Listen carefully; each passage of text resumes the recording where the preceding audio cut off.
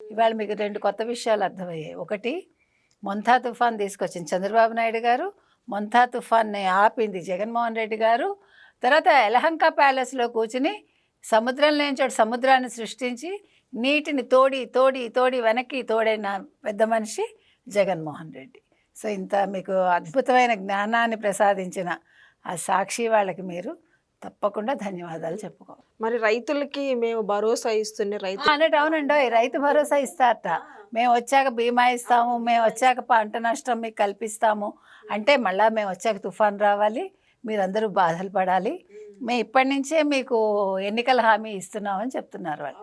అంటే ఇప్పుడు ఇప్పుడు దీన్ని బట్టి మీకు ఏమర్థమైంది?